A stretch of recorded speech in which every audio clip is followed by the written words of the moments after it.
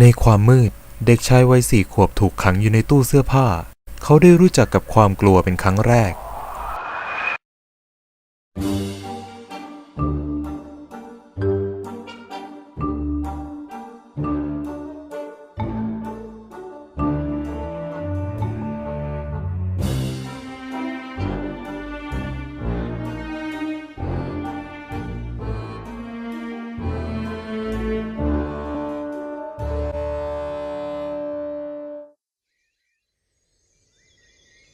ณ รัฐเมนรัฐเล็กๆที่ตั้งอยู่ทางตะวันออกสุดของสหรัฐอเมริกา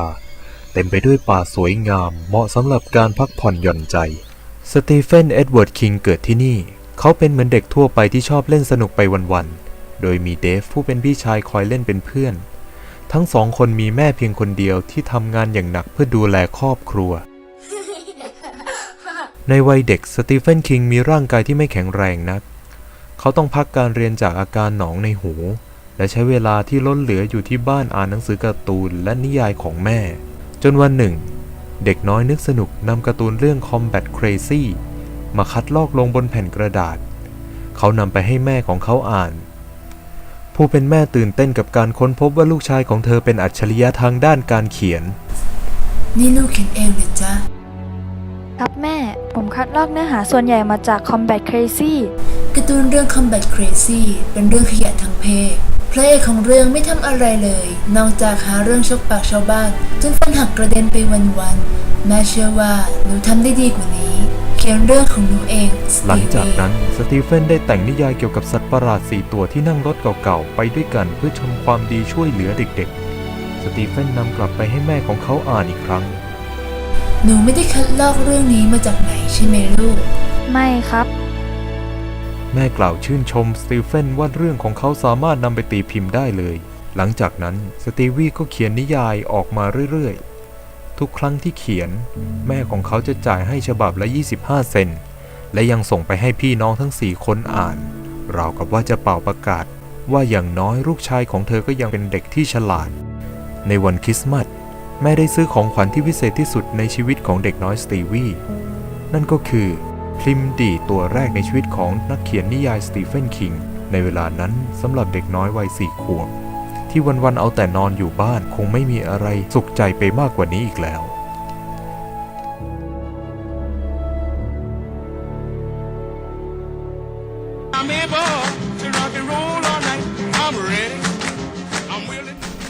ในวัย14 ปี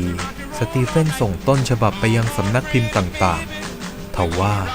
ก็ถูกปฏิเสธแทบทั้งหมดเห็นได้จากแบบฟอร์มปฏิเสธที่เยอะจนเขาต้องนำแบบฟอร์มเหล่านั้นมาตอกตะปูตรึงไว้ที่ฝาบ้านพร้อมกับฟังเพลง I'm Ready เพื่อทำให้มองโลกในแง่ดียิ่งขึ้นเฮ้ยสตีเฟนไปดูหนังกันเสียงของคิสเซลลี่เพื่อนสนิทของสตีเฟนตะโกนเรียกช่วงต้นของปี 60 โรงภาพยนตร์เริ่มมีการถูกสร้างขึ้นในระแวกนั้นและแน่นอนว่านี่ก็เป็นอีกสิ่งหนึ่งที่หนุ่มน้อยสตีเฟนโปรดปรานภาพยนตร์ที่เขาชอบดูคือภาพยนตร์แนวสยองขวัญและในวันนั้นที่เขาได้มีโอกาสชมภาพยนตร์เรื่อง The Pit and the Pendulum ซึ่งมันทำให้เขาประทับใจมากฉันจะเปลี่ยน The Pit and the Pendulum ให้กลายเป็นหนังสือเล่มเล็กแล้วนำไปขายที่โรงเรียน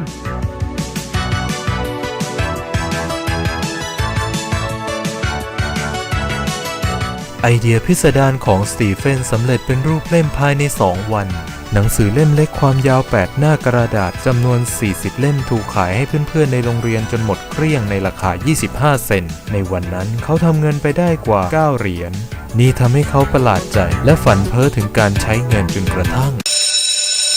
หลังเลิกเรียนครูใหญ่เรียกพบสตีเฟนที่ห้องพักครูเขาถูกตักเตือนว่าไม่ควรไปโรงเรียนให้กลายเป็นตลาดสดซ้ำยังถูกมิสฮิลเลอร์ชี้หน้าต่อว่าอีกฉันไม่เข้าใจเลยสตีวีทำไมเธอถึงเลือก The Prince and the Pendulum มาเขียนเธอมีพรสวรรค์ในการเขียนทำไมเธอต้องเสียเวลาให้กับเรื่องเร็วๆแบบนี้และเธอยังสั่งให้สตีเฟนนำเงินทั้งหมดกลับไปคืนเพื่อนๆที่ซื้อหนังสือของเขาให้ตายสิฉันขอเก็บมันไว้ได้ไหมสาบานแล้วว่าฉันจะอ่านมันซ้ำแล้วซ้ำอีกไม่ใช่แค่ฉันนะคนอื่นๆก็พูดแบบนี้ฟังดูแล้วอาจเป็นกำลังใจที่ดีเยี่ยมทว่าส เสียงของมิสฮิลเลอร์ยังคงดังอยู่ในหัวของหนุ่มน้อยสตีวี and Alpha Troop 19 is commuting to war. ช่วงปี 1966 เป็นช่วงที่กำลังเกิดสงครามเวียดนาม สตีเฟนจบการศึกษาระดับชั้นมัธยมที่โรงเรียนบริสบอนฟอร์ไฮสคูลเขานั่งคุยกับแม่เรื่องการวางแผนชีวิตในอนาคต ผมไปเกณฑ์ทหารดีหรือเปล่า ถ้าไปที่นู่น อาจจะมีเรื่องที่น่าสนใจพอที่จะเขียนหนังสือสักเล่มหนึ่งก็ได้ โง่ไปหน่อยเลยสตีเฟน สายตาสั้นจนเกือบบอดแบบนี้ แกจะเป็นคนแรกที่โดนยิง แกตายไปก็เขียนหนังสือไม่ได้ จริงไหม แม่ของสตีเฟนทราบดีที่สุดว่าลูกชายของตนอยากเป็นนักเขียน แต่แม่ก็คิดว่าการศึกษาเป็นสิ่งที่สำคัญ หากพลาดเป้าหมายหลักไป ก็ยังมีอาชีพอื่นรองรับ สตีเฟนเชื่อฟังคำสั่งของแม่เป็นอย่างดี เขายื่นขอรับทุนและเซ็นชื่อกู้เงินเพื่อศึกษาต่อที่มหาวิทยาลัยเมนในคณะศึกษาศาสตร์ ในช่วงฤดูร้อนปี 1969 เขาได้งานในหอสมุดของมหาวิทยาลัยเมนทำให้เขาได้พบกับสาวสวยที่แต่งกายในเสื้อผ้าสีสันสดใส ในมือถือหนังสือ Soul on Ice ของเอนริก ครีเวอร์ เธอชื่อทาบิธา สปูต ทั้งสองทำความรู้จักกันในงานเวิร์กช็อปกวีนิพนธ์ในฤดูใบไม้ร่วง สตีเฟนหลงไหลในตัวเธอและผลงานของเธอ บทกวีของทาบิธาเป็นผลงานที่เปี่ยมด้วยความคิดมีเหตุมีผล ในยุคสมัยที่เลอะเลือนบ้าคลั่งและเสียสติ งานเขียนที่ดำรงจรรยาในงานเขียนไว้มั่นส่งเสียงสะท้อนไปมาในหัวใจและจิตวิญญาณของสตีเฟน ในบางคราว เรื่องราวที่เกิดขึ้นหาใช่เหตุบังเอิญไม่ สตีเฟนแน่ใจว่าเช่นนั้น หลังจากนั้น1 ปีเศษ สตีเฟนและทาบิธาตกลงที่จะใช้ชีวิตร่วมกัน และทั้งคู่ก็ได้เข้าพิธีแต่งงานกัน ในที่สุด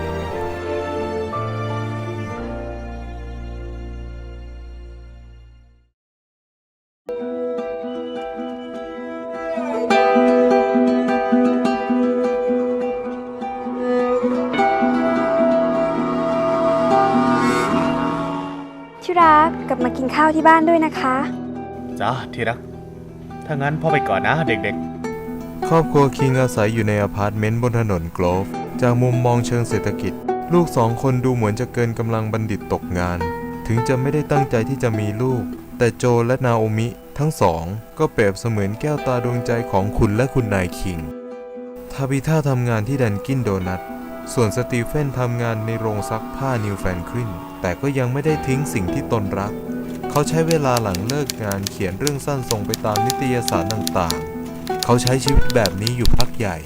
แม้จะมีงานประจำทั้งคู่ แต่รายได้ก็ไม่เพียงพอที่จะดูแลทั้ง 4 คน สตีเฟนจึงได้งานเป็นครูสอนภาษาอังกฤษในเมืองเฮมเดน ครอบครัวคิงจึงย้ายมาอยู่ในรถเทรลเลอร์ในเมืองเฮอร์มอนเมืองเล็กๆ ทางตะวันตกของบางกอก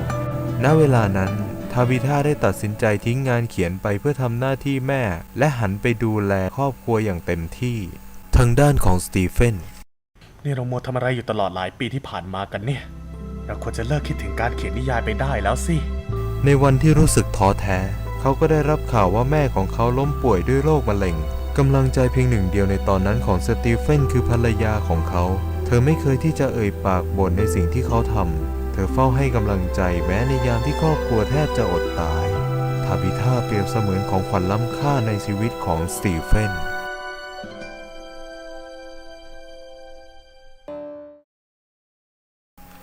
เขานึกย้อนไปถึงสมัยที่เคยทำงานเป็นพานโรงสตีเฟนกับเพื่อนของเขาแฮร์รี่เข้าไปขัดคราบเปื้อนในห้องน้ำหญิง เขาเหลือบมองไปรอบๆห้องราวกับได้พบโลกใบใหม่ และพบเข้ากับกล่องโลหะติดอยู่กับผนัง ไม่มีอักษรใดระบุถึงวิธีใช้ เฮ้ย เจ้านี่มันอะไรนะ อ๋อ ก็ที่อุดจุ้มจิ้มไง ใช้สลับบางวันของเดือนน่ะ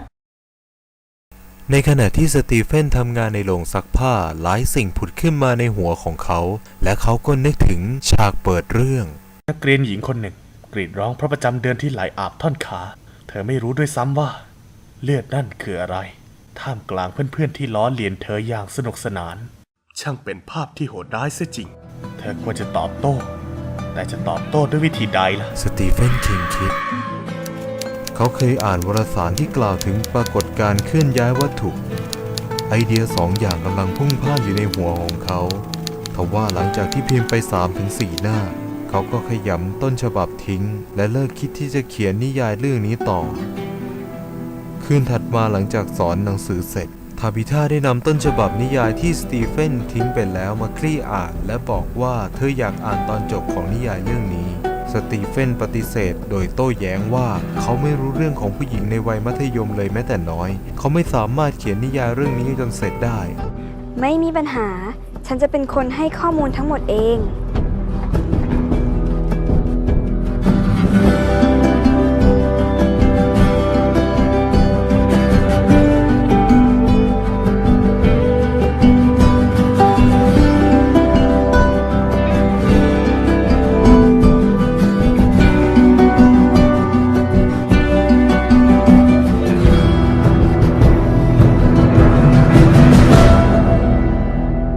คุณได้นิยายชั้นดีแล้วล่ะ ฉันเชื่อแบบนั้นจริงๆ สตีเฟนตั้งชื่อหนังสือของเขาว่าแครีเขาส่งต้นฉบับแครีไปยังสำนักพิมพ์ดับเบิลเดย์ด้วยในตอนนั้นเขาหวังเพียงเงิน 2,000 เหรียญเพียงเพื่อนำไปเปลี่ยนกระปุกเกียร์และซื้ออาหารและในวันหนึ่งสตีเฟนก็ได้รับข่าวดีสำนักพิมพ์ดับเบิลเดย์ตกลงซื้อนิยายแครีพร้อมจ่ายเงินล่วงหน้ากว่า 2,500 เหรียญนิยายแครีช่วยให้ครอบครัวคิงย้ายจากรถเทรลเลอร์เข้ามาอยู่ในอพาร์ตเมนต์ในบางกอกและมีรถคันใหม่นับเป็นเรื่องที่น่ายินดีแต่นี่ก็ดูเป็นเรื่องเล็กน้อยเมื่อเทียบกับสิ่งที่กำลังจะเกิดขึ้นหลังจากนี้ คุณคะโทรศัพท์ สตีเฟนได้รับการติดต่อว่าแครีของเขาขายลิขสิทธิ์ปกอ่อนได้ถึง 400,000 เหรียญเขาแทบไม่เชื่อหูตัวเองจนร่างกายสิ้นเรี่ยวแรงลงไปกองอยู่กับพื้น คุณคะ คุณและคุณนายคิงมองไปยังอพาร์ตเมนต์เล็กๆของเขาทาบิธาก็ได้ร้องไห้ออกมาแบบสุดเสียงราวกับว่าชีวิตที่แสนลำเค็ญตลอดหลายปีที่ผ่านมาได้จบลงไปแล้ว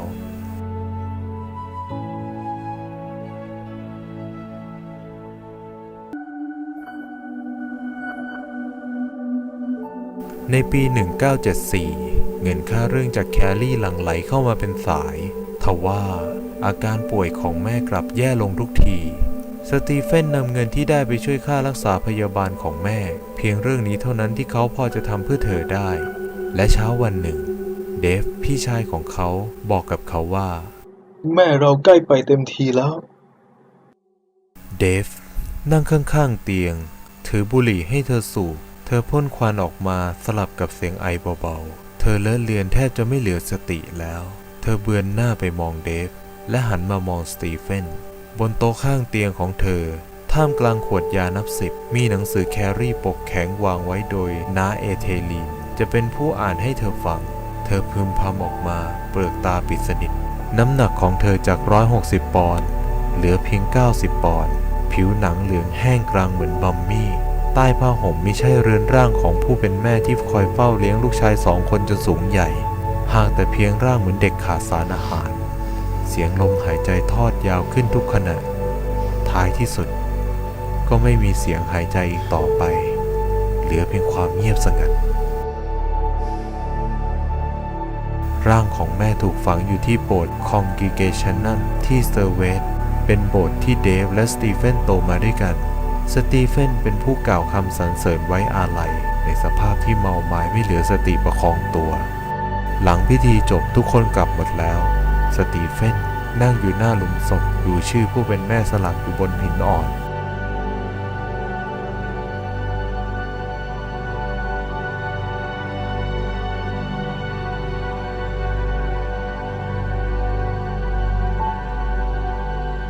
คุณรู้หรือเปล่าเธอนะเป็นแม่ที่พิเศษและก็ยอดเยี่ยมที่สุดเลยล่ะ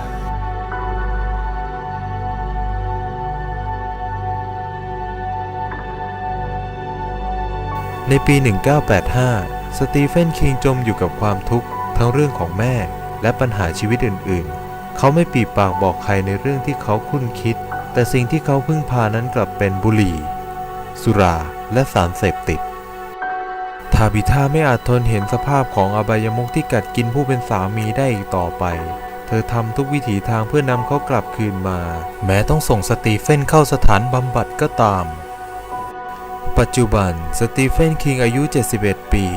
เขาเป็นนักเขียนนิยายระดับแนวหน้าของโลก โดยสามารถทำยอดขายหนังสือนิยายที่ติดชื่อสตีเฟนคิงรวมแล้วกว่า 350 ล้านเล่มทั่วโลก และถูกนำมาดัดแปลงสร้างเป็นภาพยนตร์แล้วอีกมากมาย